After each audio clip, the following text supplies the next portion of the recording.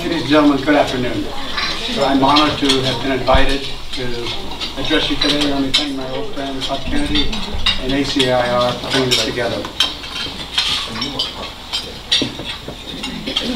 I've studied China my whole life. A couple years ago, I retired after 30 years at Georgia Tech, and I closed down my research library at Georgia Tech. That's one of the hardest things to do. And I had research files on Sino-Soviet relations, 2 feet thick. Had a research file on Taiwan, cross-strait infections, 3 feet thick. I took it all the way. And I weigh half of my books on anything that did focus very narrow on my current research interests. Very difficult. One of the things I found at the back of one of my file cabinets was a report that I had written in 1959 when I was 13 years old on the uprising in Tibet and the flight of the Dalai Lama from India across the Himalaya Mountains with the help of the CIA through Indian Dharamsala. I have no idea why in the world I wrote that article, that report. I was 13 years old in junior high school. Here I am writing about China-India relations, and I've been doing that ever since. It must be some type of congenital defect. I bumped into Iran in the fall of 1978 when I was returning to the United States after several years in the Far East, in Taiwan and Hong Kong, studying the Chinese language and doing my dissertation research. I decided to go home the long way from Singapore to Amsterdam, overland. And after spending a month as a vagabond graduate student bumping across India from one end to the other, an experience that opened my eyes to another civilization, quite literally. I went from Amritsar to Lahore, and then from Lahore to Islamabad, Peshawar, where I bought a ticket on the local bus up the Khyber Pass to Kabul. And in Kabul, I stayed for several days watching the transition to socialism under the immediate aftermath of the overthrow of the monarchy. And then further on from Kabul to Tehran. On the bus, that's a long trip. A bus trip from Kabul to Tehran was about 3 days, 3 nights on a long distance bus. And I met on the bus a German fellow, and we both spoke German, so we started conversing. He was an electrical engineer that was living in Tehran under the Shah as a foreign contract engineer. He had converted to Islam, had married a Persian woman, had a couple of children with her, and was a great devotee of the Islamic Revolution. Now this was in September 1978. And we talked for several days side by side along this bus about the revolution. And he was convinced this was a revolution of the poets. And unfortunately, he was right. And he imagined there would be a non-bloody, non-violent revolution, which would do great things for Iran. And he was living in Tehran with his wife and family, and he invited me to stay with him for a week or so. And he introduced me to different members of the revolutionary factions around town. So I spent a week in revolutionary Tehran, talking to people in different revolutionary groups. And sort of like Forrest Gump, I stumbled along the Iranian Revolution. One afternoon, I was walking somewhere around Tehran, had no idea where I was. And I noticed a column of smoke going up on the horizon. I said, what the heck? And then there was gunfire. Bam, bam, bam, bam, bam. And I know people were on the street with me that was walking around. He started suddenly going all in one direction towards me and away from me. And I later learned it was the police firing on the demonstrators to try to suppress the dissidents. So I turned around and ran with them. And I ran to the first corner. And I stopped and walked with another half dozen guys in the mob. I stand there looking around the corner to see what was going on. And they looked at me, the other guys in the mob looked at me, and I looked at them, and they said, American. And at this time, there were close to 50,000 Americans in Iran. And all sorts of advisory committees. The Shah, the period of the 1970s of the Shah was a period of incredibly rapid economic development. Incredibly rapid economic development. Oh, and by the way, there are real strong similarities between Iran under the Shah and China today. I'm a professor, I'm sorry. a good book that we do that is equally clearly evocative of the China today, the Shah. Abbas Milani, the Shah. It's a biography of the Shah. I'll pass it around. But when I read this, it page after page, I said, gosh, it looks like what China and the Shah. The Shah's bet was the rapid economic development, improvement of standards of living, improvement of educational levels, and so forth, and freedom for people in every area but politics would lead to popular support. What I read was to spiral into discontent. But just pass that around, but someplace get it back to me. So I was in the corner looking at the smoke and the police firing, and people looked. The mob looked at me, and I looked at them, and they American, and they started chasing me. And I ran fast, fleet-footed. I escaped. I took in my Forrest Gump experience. And after a week in Tehran, I continued on to Istanbul and to my eventually beloved wife and my girlfriend, Penny. But that was how I encountered Iran, my first time. My second trip to Iran was in 2004. The first was in 1978, a revolutionary Iran, living in the revolution. Oh, and the other segue here between 78 and Iran is Jimmy Carter's role in the Iranian Revolution. There are immense misperceptions involved in the U.S.-Iran relationship. And unfortunately, not only Jimmy Carter's, the perceptions of the Carter administration about the Shah's future direction was one of the misperceptions. My second trip to Iran was in 2004 under the president Mohammad Khatami, one of Iran's first reformist president, elected as an outsider, favored the improvement of relations with China and Iran's relations with the West, with the United States. And I went to the permanent mission of the Islamic Republic of Iran at the United Nations. And I just finished at this time my history of Indian-Chinese strategic rivalry protracted contest. And I took a copy of this book to the observer mission in New York City, the Iranian mission. And I knocked on the door and said, hi, I'm a professor from Georgia Tech, and I'd like to give this book to the head of your mission. And after some time, out came a young man, actually not a fairly grizzled, middle-aged man named Mustafa Zarani, a very nice gentleman. And he was using his position as the head of the Iranian mission to the United States to expand people-to-people contact between Iran and the United States. And I gave him a copy of my book on India China, and he was very moved by that. We started talking. It turned out that he had fought in the Iran-Iraq War, had been poisoned by gas, poison gas by Saddam Hussein. He had been in New York City during the 9/11 attacks, and he said he realized very quickly the strategic room of cooperation between China, between the United States and Iran that opened. And he agreed to arrange a visit by me to Iran. Shortly after that, he resigned. He left his mission at the post at the observer mission at the United Nations, returned to Iran, where he had the foreign ministry's think tank. And he invited me to go to Iran and participate in the International Conference on the Energy Cooperation of the Caspian Sea. And I went and presented a paper on China's role in the international energy cooperation of the Caspian Sea, and it was very well received. And Mr. Zarani arranged interviews with a number of top Iranian China hands. I met and spent several hours talking over several different days with a young man who had been a student of nuclear physics at Chicago University in the 1970s during the Iran Revolution. And he had supported the revolutionary movement, and they had contacted the Chinese headquarters in Paris, based in Paris. And they were given the task of liaising with the Iranian student organization in other cities in the United States that did that. And he was joined the Foreign Service, and he eventually became China's first ambassador, the Islamic Republic of Iran's first ambassador to China. And he was very willing to talk with me.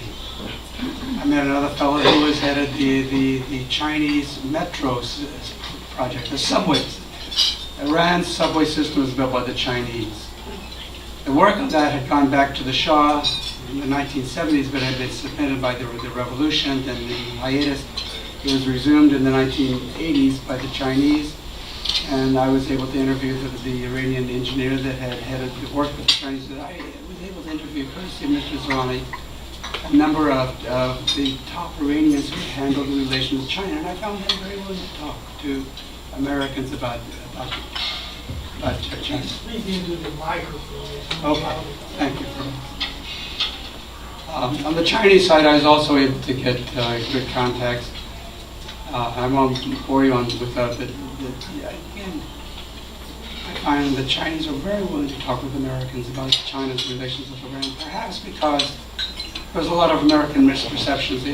Maybe the typical American perception is that Iran wants to gang up with China against the United States and vice versa. And the Americans have to be aware of close Iran-China relations. And Chinese and Iranians were willing to talk with me, an American scholar, about the nuances of the relations between the two countries.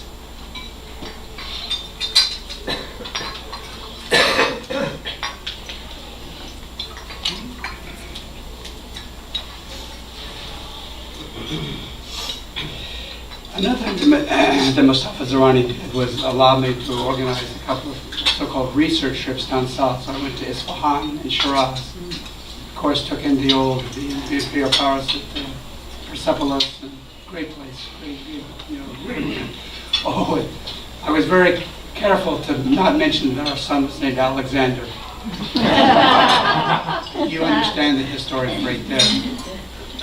And Persepolis was destroyed by a drunken loud named Alexander, and the Macedonian Empire behind him, and so forth. The Iranians are an imperial people. They deep like the Chinese. My starting point for analysis of Iran and China is that most of those peoples are imperial people. They have long, glorious histories that have greatly influenced and swayed the regions in which they resided. Immense influence. They dominated the respective regions of the world for literally thousands and thousands of years. Both the Persians and the Iranian and the Chinese are aware that Persia, best understood. Persia comes from the old word Pars, which was what the Greeks called Persia when they came in. Herodotus, walking around that region, came in contact with. Not yet the Persians called it Pars. So from Pars it became Parsia and Persians. The Persians and the Chinese are imperial people. They're aware of their history of grandeur and greatness, of influence. And they share, the Persians and the Chinese share a sense that the world needs to be put to right, and a large part of what that will mean is that the status and respect and the influence of the respective countries will be restored to the position of eminence, which is their rightful due.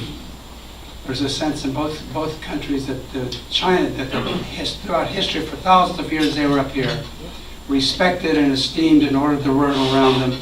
Now they're down here. They were both brought low, and this notion of what the Chinese call national humiliation, guo shi. Shi is the old Confucian term for shame. Guo is nation. There's a sense of national humiliation, of being brought low and trampled in the dust. And that national humiliation will be ended and put to rights, and part of what putting the world to rights means is reestablishing the nations to the respective positions of grandeur.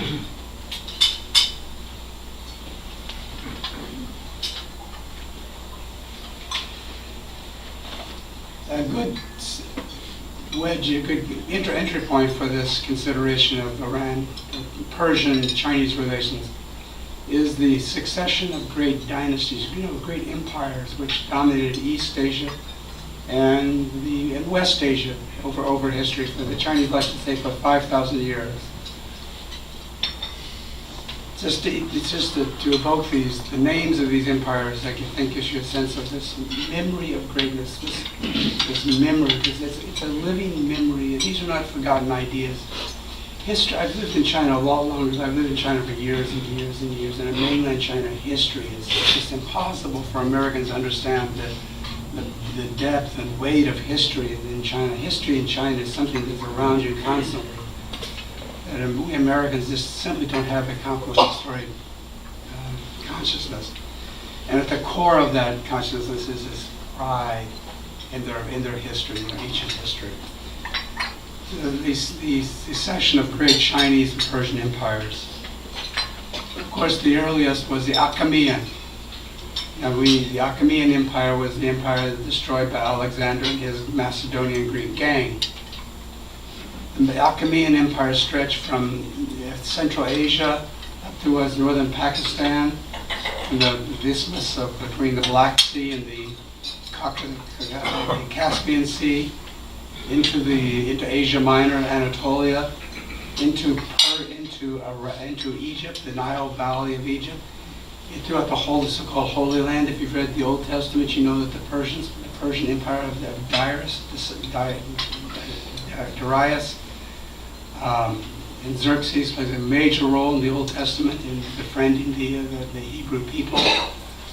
The Achaemenid Empire was arguably the first great intercontinental empire, spanning all the way from Central and Western Asia, across North Africa, into the Balkans, into Asia Minor. The contemporary of the Achaemenid Empire was the Han, roughly.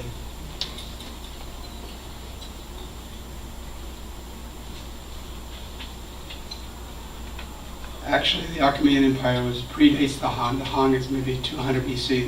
The Achaemenid Empire goes back to 400 BC, during the contemporaries in China. The Achaemenid was the Warring States period. So here the point might be that even before the Chinese got it together, it really fell under Qin Shi Huang, the first emperor of China. But before that, China was in a period of Warring States. For half a millennium before that, Persia had already drawn itself together into this great continent-spanning empire, the Achaemenid Empire.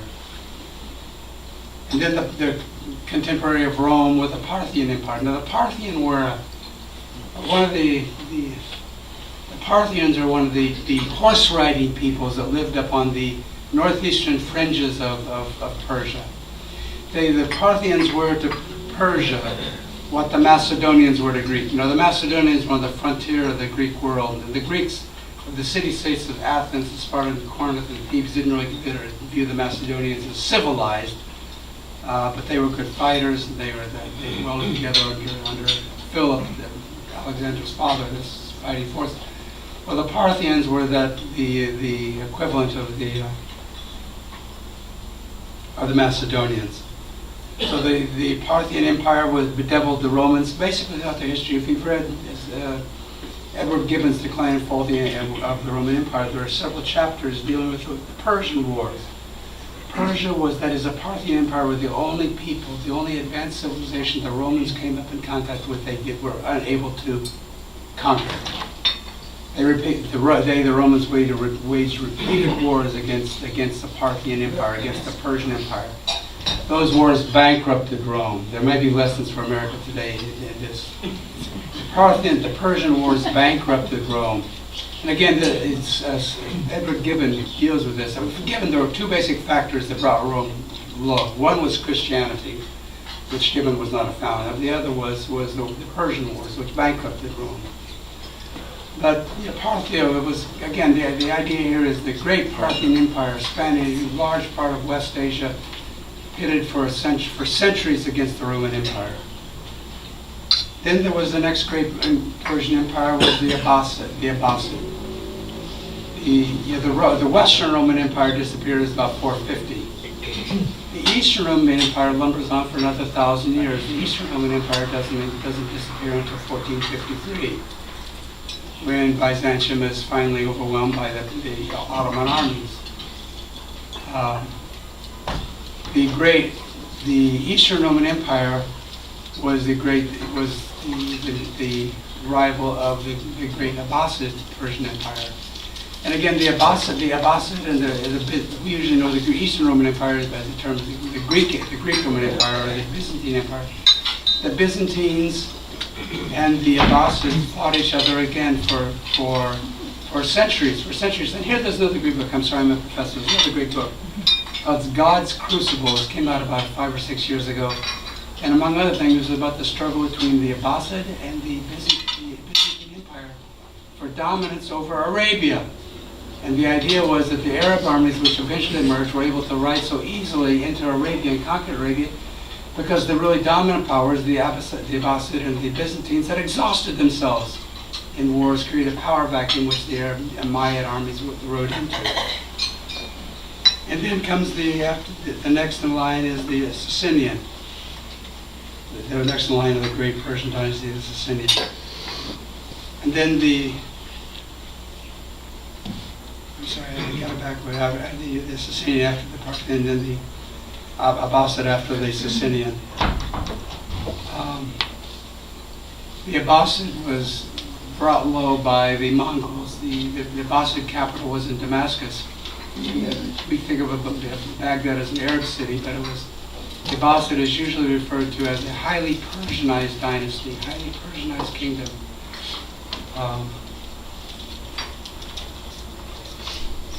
And the contemporary of the Chinese contemporary of the Abbasid was the Tang. Now the Tang was one of the first non-Chinese dynasties of China. The Tang were actually a partially Turkic people that had emerged in Central Asia. I mean, they were also one of these horse-riding peoples. They had intermarried with these Turkish people, they intermarried with the Han, and the Tang finally conquered China in part because of their prowess as cavalry. But the Tang was open to China, open to the world. The Tang was probably one of China's most open periods arguably until the 20th century. Under the Republic of China and then under Deng Xiaoping, the People's Republic of China. But China was open to the world, in a way which historically, before that not been the case, and after that was also not the case. But what this did was meant this increased interaction between the great Chinese empires and the Persian empires. It's really the Pax Mongoliae, the Mongol Imperium, which stabilizes Inner-Asia. The steppes of Inner-Asia, the prairies of Inner-Asia, going all the way from Manchuria and northwest China, all the way across Central Asia to the Carpathian Mountains, in what we call it in the Czech Republic, were a highway for caravans of camels between bringing high-value luxury goods from East Asia to the Eastern Mediterranean, to the Levant. And a lot of the relevance of this is that these two imperial peoples, the Persians and the Chinese, got to know each other very well over the Silk Roads. Think camels that can walk, maybe 40 miles a day, going from oasis to oasis along the foothills of the great mountain ranges that are arrayed in Central Asia, or monsoon junks, East Asian, what we call junks, driven by the monsoon winds through the South China Sea and the Indian Ocean. Both the South China Sea and the Indian Ocean are dominated by monsoons. Basically, that means in the winter and spring you go north to south, in summer and fall you go west to east, and you get to East Asia, South Asia pretty conveniently. There was great movement of goods and ideas over these, what we call them Silk Roads. We think maritime Silk Roads and terrestrial Silk Roads, that is camels and junks. During the Tang Dynasty, there was Persian poetry and great appeal. The Tang, one of the great art forms of the Tang Dynasty was poetry, and this poetry, deeply influenced by Persian poetry. Ceramics entered Persia from China. You're familiar perhaps with blue and white ware, Chinese blue and white. That pigment, that cobalt blue pigment, is often known as Arab blue. But probably it came not from the Arab countries, but from the Persian countries.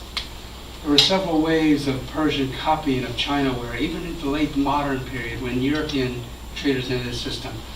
Persia became a major producer of ceramics, which came from China.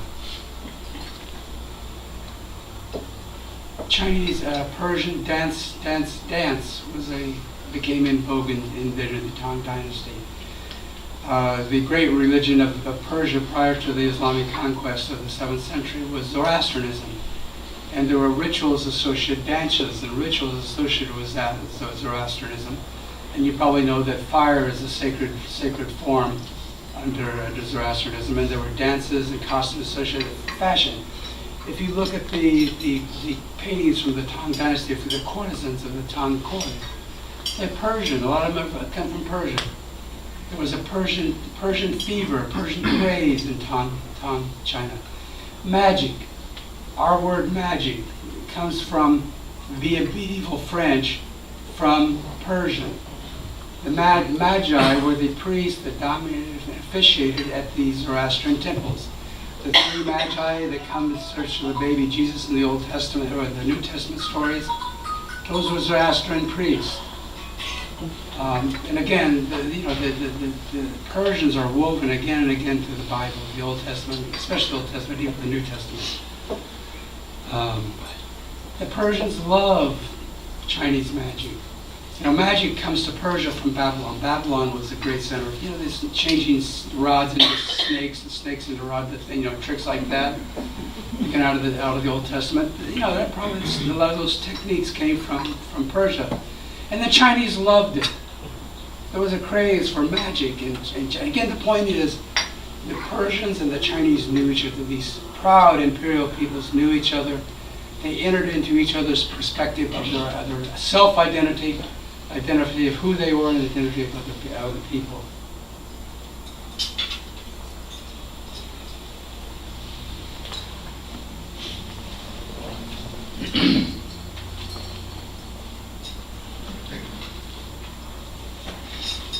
Just one other tidbit.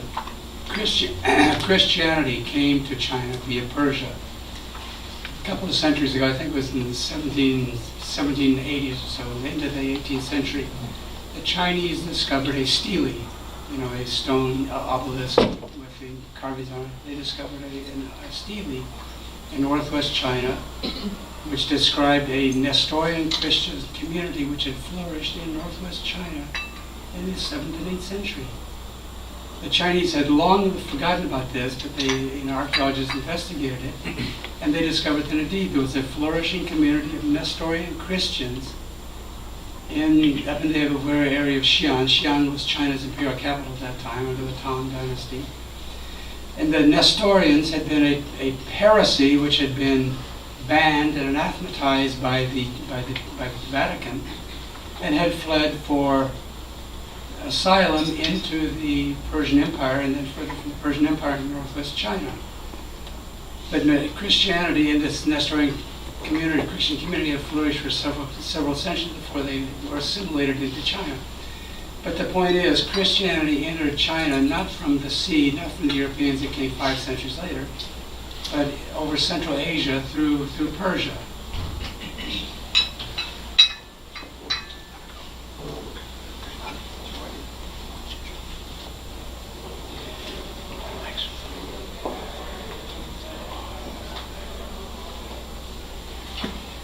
Persia and China at two opposite ends of Eurasia, or nearly opposite ends of Eurasia. Over here, here's my little map. The Chinese Empire is over here in East Asia. Isolated on the east by the Pacific Ocean, an ocean which is much more rugged than the Mediterranean seas that dominated European history at this time. And remember, it's not until the 15th century that the Europeans, under the Portuguese leadership of Portuguese like Henry the Navigator, started developing ships which can go down the west coast of Africa and circumnavigate Africa and reach the east. And the Persian heartland is over here. The Persian and Chinese empires were in what I call the Goldilocks zone. They were close enough that they were able to have this robust interaction, but they were far enough away from each other that they didn't really come into conflict. And Persia is different in this regard than the other empires, the other peoples that China came in contact with. Consider the other great peoples of Asia. The Japanese. How do the Japanese and the Chinese get along? Well, not very well. Even before the Japanese united as a kingdom, you had the Japanese, what the Chinese referred to as dwarf pirates. You know, Wako, because they were short, they were pirates, and they were, you know, the Japanese pirates were the bane of Chinese coastal cities for 800 years. And then as soon as Japan gets united, what they do? Well, they invade the continent under Toyotomi Hideyoshi in the 1590s. The first Korean War is the Japanese invasion of Korea. The Korean court appeals to the Ming Emperor for help, and the Ming dynasty, the Ming Emperor agrees, sends an army. And the Japanese and the Chinese armies fight a war in Korea, the first Korean War in Korea, for a decade. Toyotomi Hideyoshi dies, and the Japanese withdraw their armies and go into a period of seclusion under the Tokugawa. But then once Japan emerges again after the Meiji Emperor, what happens again? Well, the Japanese and the Chinese go at it again. And then there's the Indians. Now there's not much ancient according to Mao Zedong's calculations, there were 2.5 ancient wars between India and China. These apparently were Bengali kingdoms, which were entered into the Chinese tributary systems to an extent great enough that they were able to, South Asian potentates were able to call upon the Chinese imperial court to help it out in one way or another. And then in the modern period, of course, you have the conflict in 1962, and beyond 1962, you have the Indian-Chinese rivalry for influence in the developing world, rivalry for influence in the South Asia, rivalry for influence in the non-aligned developing countries, so on and so forth. So again, the point is that China and India, there's not much good blood there. Russia. Well, Russia, begins pushing east of the Ural Mountains in 1431, as I recall, under Ivan IV, Ivan the Terrible. And within 100 years, the groups of Russian buccaneers, freebooters, reach the Sea of Okhotsk and begin populating Siberia. And then you have long conflict between Russia and China over the boundary there. And this continues into the 20th century when, with Russian intervention and the participation in the Boxer intervention, the Russo-Chinese conflict of our time and so forth. The point again is that there's conflict between Russia and China. So from the Chinese perspective, if you look at the other great powers that enter the Chinese worldview, the Japanese, the Indians, or the Russians, there's all a history of conflict. There is no conflict between China and Persia. They were close enough together, they know each other, but they were far enough apart that they really didn't enter it.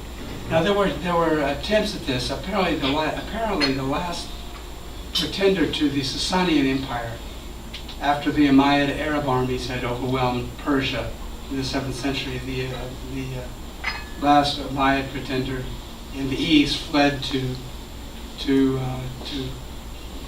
what is today Kazakhstan, Xinjiang. Interestingly, another Umayyad pretender fled to the west and ended up in Spain. And then the Islamic conquest of Spain under we know as Andalusia. So there was, and the Sasanian prince who was in China actually requested the Chinese emperor, this would have been Tang Emperor, to send an army to put them back in power. And the emperor agreed, but they didn't really understand geography very well, and it was a lot harder than they thought. And they got out to somewhere in Xinjiang, probably around Urumqi, and they said, well, let's give them to go home.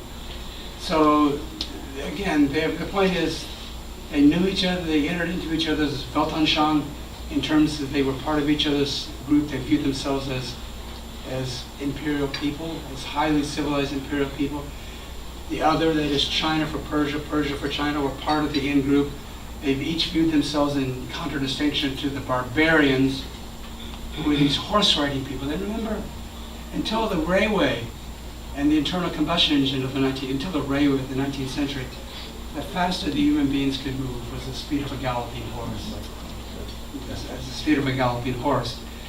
And what that meant was that these mounted peoples, these horse-mounted peoples that emerged in the steppes of Asia were the bane of these littoral civilizations, these much richer, more developed littoral civilizations from China, Persia, Asia, Arabia, Europe.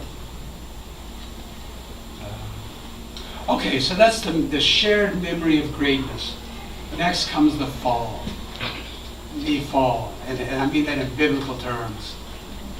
The idea is not the sin of violation of God's laws, but the great empire is brought low, toppled from its position of eminence, and brought down to travel in the dust. The notion of China's national humiliation is the core of China's political culture. When I taught a course on Chinese foreign policy, that would be my starting point, so my ending point actually. This shared memory of China's historic greatness, this bitterness and resentment of being brought low, and the modern drive to put the things to right, to blot out this national humiliation, blot out that humiliation, blot out the stain and memory of humiliation, and restore China or Iran to the position of great eminence. The two peoples, the Persian and the Chinese, share that. Now, the narrative of national humiliation is somewhat different. The Chinese narrative of national humiliation, you probably all know, starts with the First Opium War of 1839 and continues with the founding of the People's Republic of China in 1949, what the Chinese refer to as the century of national humiliation. And there were war after war after war, unequal treaty imposed on China by the British, the French, the Germans, the Russians, the Americans, the stationing of foreign troops in China, the dissolution of Chinese sovereignty, foreign domination of China, until finally you had the Japanese invasion of the and the Japanese were the apt students of the Western imperialists, so they basically were aping the political and cultural and military forms pioneered by the European and American imperialists. So again, this is the Chinese narrative of national humiliation. And this national humiliation continues until, again, the politically orthodox, politically correct narrative of the Chinese Communist Party, until the Chinese people under the leadership of the correct leadership of the Chinese Communist Party and Chairman Mao Zedong stand up and overthrow the whole structure of national humiliation, drive the imperialists out, liberate China, and enter into the construction of new China, the People's Republic of China. Oh, and this continues today. Basically, Xi Jinping's diplomacy today, the China dream of the national rejuvenation of the United States, of the Chinese people. There's not a single defined meaning of what the Chinese dream of national rejuvenation means, but one very influential meaning, to my mind the most important, is that China will be restored to its rightful position of global eminence. China will become a global power second to none, equal to that of the United States. Perhaps if things work out right, if the Americans mess up, and the Chinese keep things going right, as they certainly are under Xi Jinping and the correct leadership of the Chinese Communist Party. So it goes.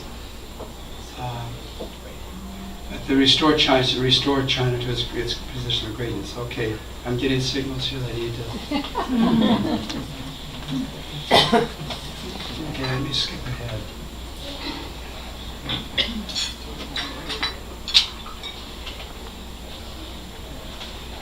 To continue this, I didn't get very far ahead. There are remarkable similarities between the evolution. There are remarkable similarities between the evolution of China and Persia. They're both imperial systems with a monarch at the center. Both those monarchies collapse about the same time. Iran has a constitutional revolution in 1905. China has a republican revolution in 1911. The aspiration of both Iran's Persia's, it's called Persia's constitutional revolution, and China's republican revolution, is a constitutional republic modeled after France or the United States. A constitutional republic. Both the Persian, Iran doesn't become the proper nomenclature until the 1940s. So until the 1940s, the proper nomenclature is Persia.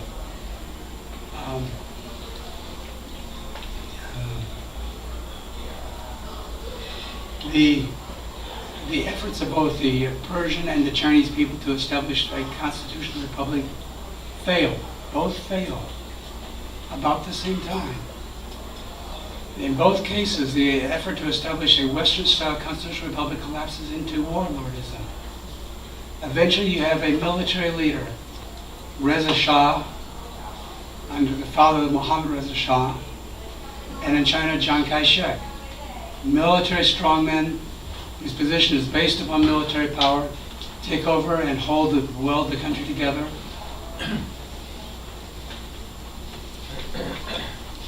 Both Persia and Iran, both Persia and China are experiencing the onslaught of Western imperialism, not of Japanese imperialism, but of Western imperialism. Slight, some differences.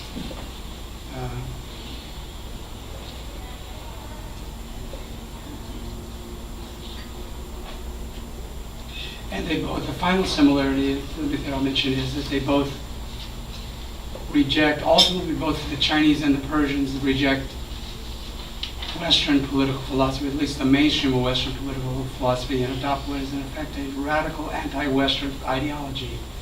For China, that's Mao Zedong type. Now you can look at Marxism-Leninism as a Western philosophy. Actually, Karl Marx was a German Jew, and Engels was the scion of a German textile manufacturing family. So Marxism is actually a Western philosophy. And Lenin, after all, was a Russian. The Bolsheviks were Russian. So you can look at Marxism-Leninism as a European philosophy, where it was the last great Enlightenment rationalist philosophy.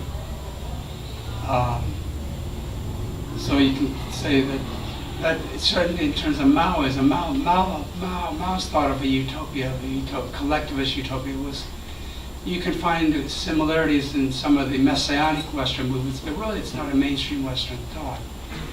So China under Mao rejects Western political thought, goes its own course, and the Iran under the Islamic Republic after 1978 also rejects Western thought and establishes an Islamic theocracy. So the final strong similarity between the Persians and the Iranians, between the Persians and the Chinese, is that they both reject Western political thought and set out on their own quest of national development, national construction, in a world dominated by Western thought, dominated by American thought, in which American ideas dominate, whether in universities or in international publishing, or in international conferences, or in copyright, or in the internet.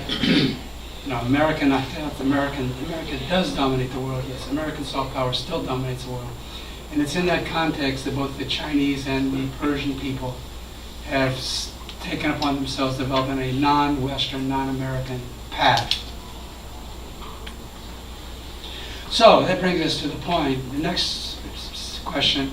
So then, do the Chinese people and the Chinese nation and the Iranian people and the Iranian nation aspire to block, to collide, collude, to join together to oppose the United States? Are Iran and China partners in opposing the United States?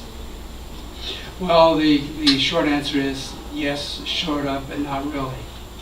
Maybe.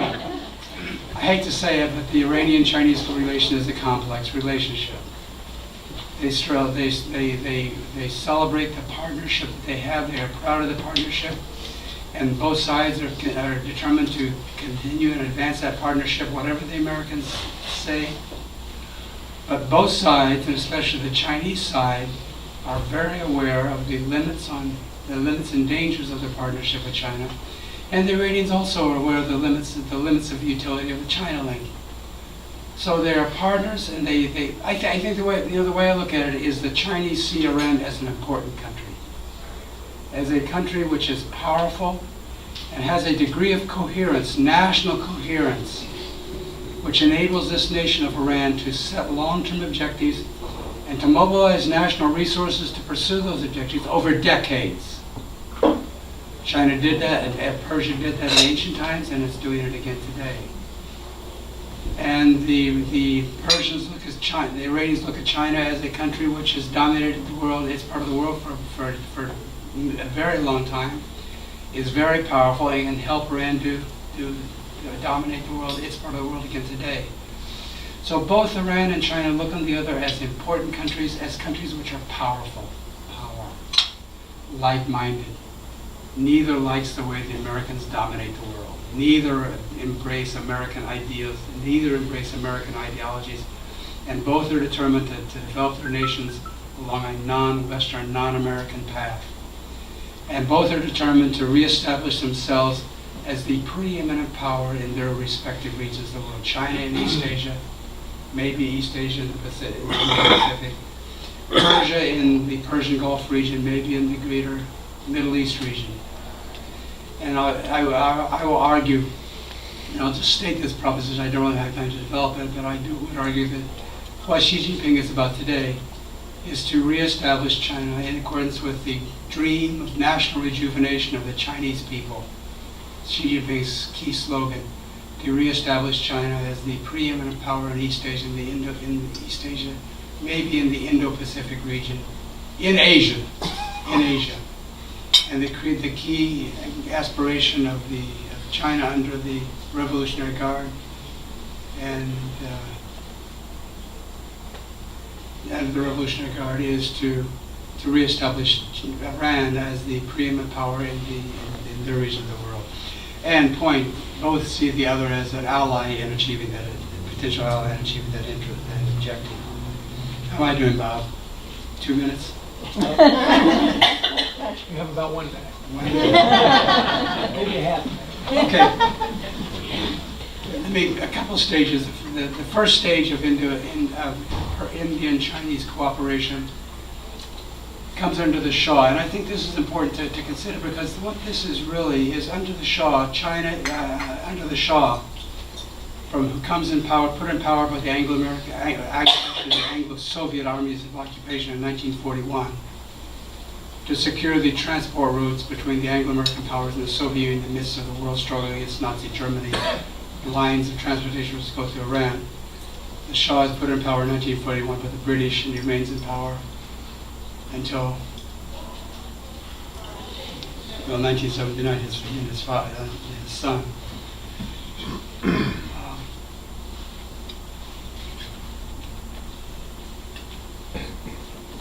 Part of the Anglo-American alliance is an agreement it reached in 1940 in the Joint Staff Talks in 1940 that Britain, the British Navy, will dominate, will take care of security problems in the Mediterranean and the Indian Ocean. So Britain is the dominant power in the Indian Ocean and the Persian Gulf region until 1968. In 1968, the British government announced that they are withdrawing from east of Suez, their military presence from east of Suez, because of financial difficulties, physical difficulties. It's an imperial retrenchment east of Suez. And that Iran, under Mohammad Reza Shah, the Shah of Iran, decides to step into the British shoes and become the policeman of the Gulf, become the paramount power in the Gulf. The United States, under President Richard Nixon, fully supports the Shah's aspirations, and as the Shah, as the establishment of Iran as the paramount power in the Gulf. This continues the Shah's drive for primacy, for hegemony in the Gulf, to become the policeman of the Gulf, continues until 1979 when his regime was overthrown. Relevant for our point today, that the Shah's effort has the full support of China. There's a strategic convergence between Chinese objectives and Iranian objectives in this time, in the 1970s. China is afraid of the expansion of Soviet influence in the Middle East, in East and Northeast Africa, in the Indian Ocean, in a whole region, area after area in the Western Eurasia. And it partners with the Shah, basically as a buffer to keep out the Shah. Bob's collecting.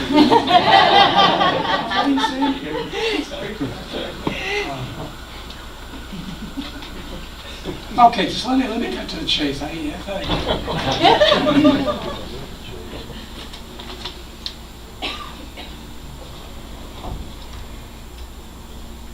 China could partner with, of all the countries, China, with the redefinition of U.S.-China relations, starting with the Beijing massacre of June 1989, and following with the collapse of communism in Eastern Europe, the collapse of communism in the Soviet Union, the revival of U.S. human rights diplomacy in China, the linkage of most favored nation, under Bill Clinton, and so on and so forth.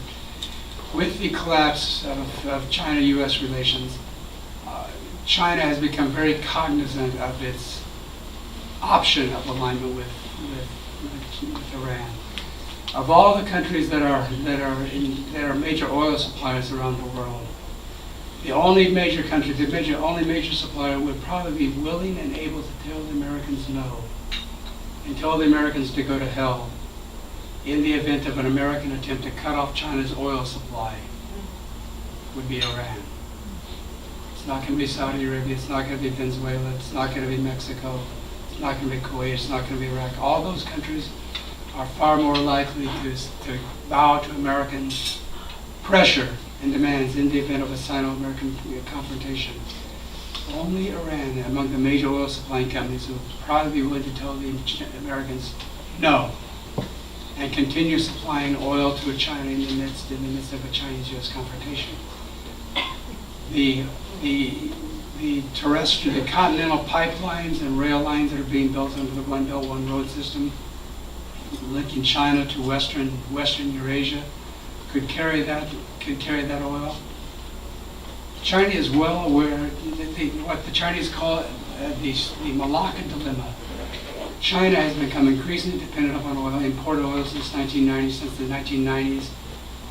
And China is very aware that in the event of a confrontation between China and the United States, the Americans would have the option of blockade, naval blockade.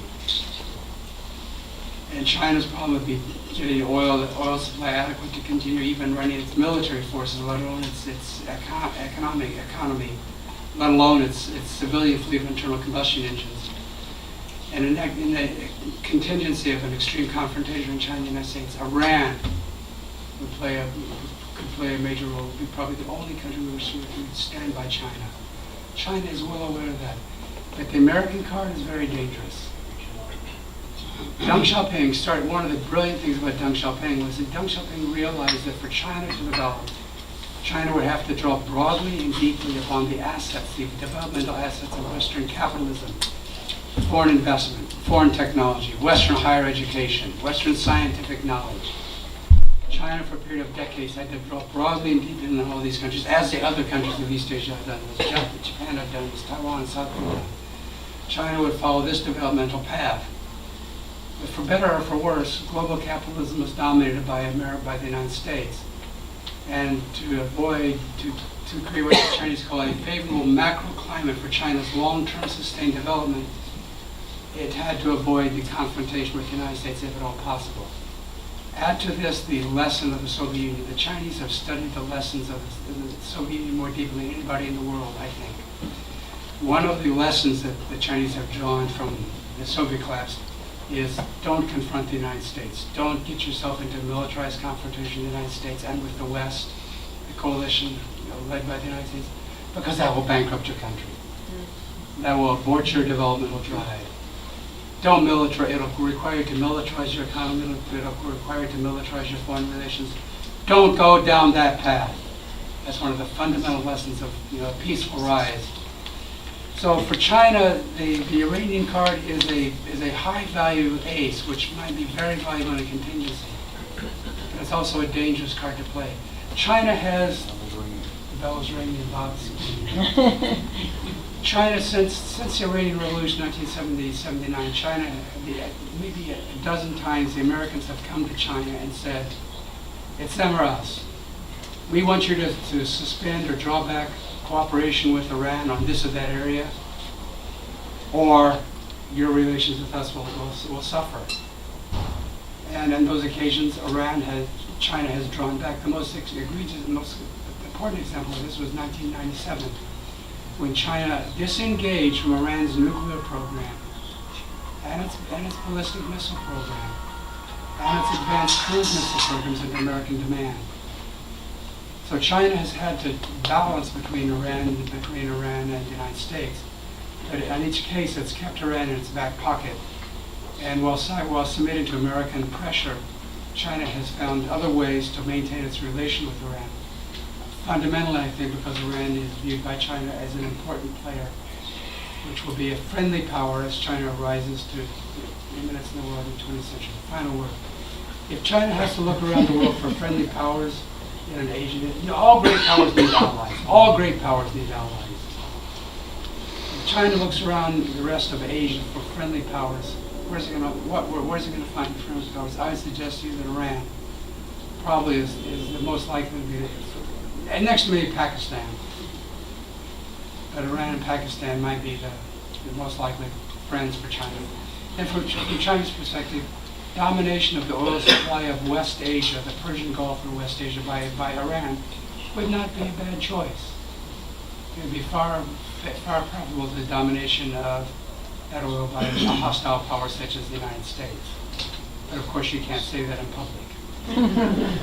Thank you very much.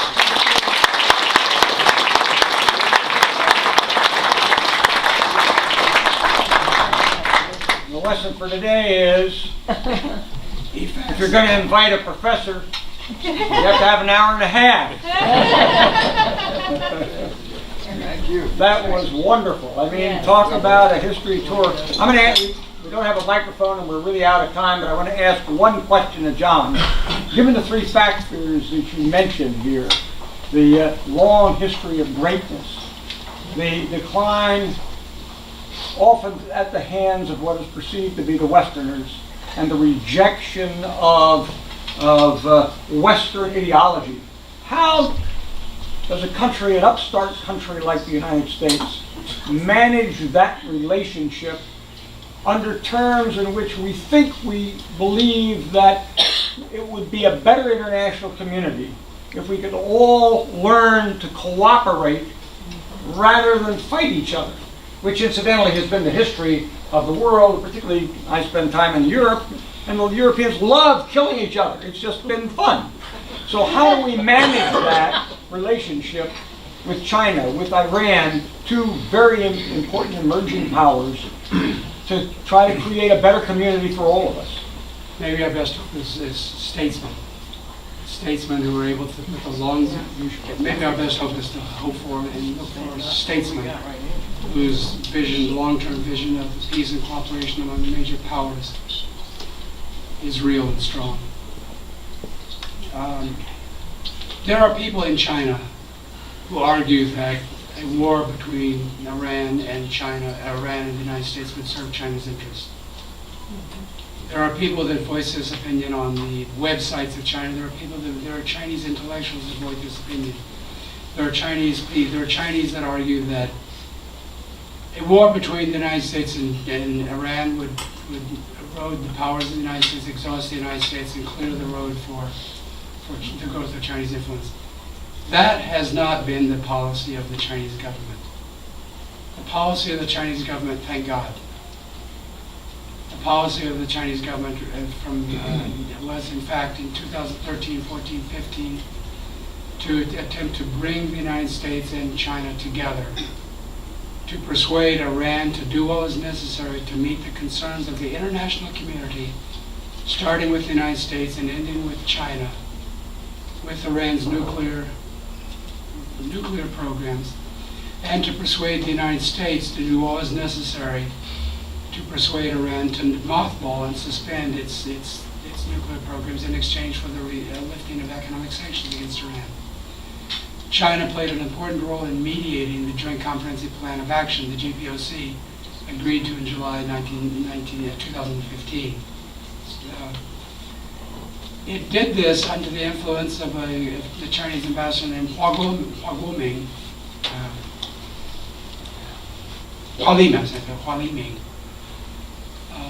who was China for many years, was China's ambassador to Iran.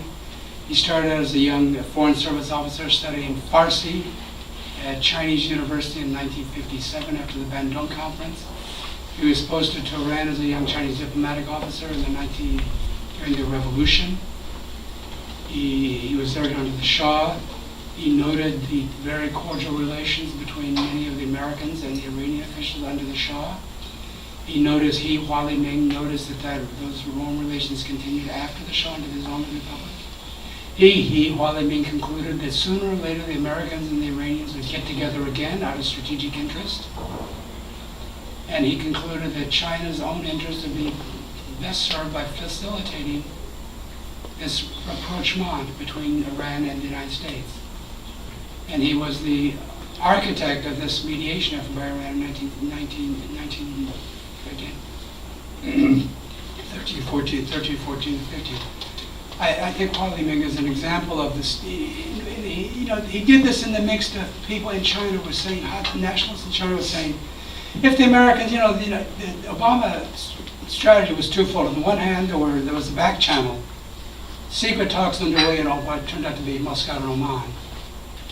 And Obama went further than any American president has gone thus far, maybe even including Jimmy Carter, in the search for a strategic understanding and for a redefinition of U.S.-Iranian relations. Obama went very far down that road. But the other track was preparation for a military strike. And Hua Liming looked at this, and other Chinese looked at this and said, whoa, and especially when Israel intervened, to convey to this is 2011, 2012, convey to the Iranians, the Israelis intervened to convey to the Chinese that Israel hoped for a peaceful settlement to the Iran nuclear program, but reserved for itself the right to defend itself if a negotiated solution was not forthcoming. These Israeli warnings scared the heck out of the Chinese and led the Chinese to conclude that unless there's a negotiated settlement, there will be a war. It will be a big war. The Iranians will strike back. It will spread. Radicalism will spread. War will spread. And the spreading of war on China is not compatible with China's interests. Hua Liming synthesized these arguments and represented these arguments. But there were people in China, again on the Chinese nationalist websites, who were arguing, if the Americans want to fight a war with Iran, let's stand back and let them go. We'll hold their coat. Great. First they go into Afghanistan, look what's happening there. Then they go into Iraq, look what's happening there. Let them go into Iran. There were voices in China that would argue this. And Hua Liming stood up and said, no. China represents peace. China represents peaceful rise. And the peace of the world and China's status in the world will be enhanced if the world recognizes China's power as a power which upholds peace rather than one that stands in the way of war. The Iran-China-U.S. relation is a complex relation. Thank you very much.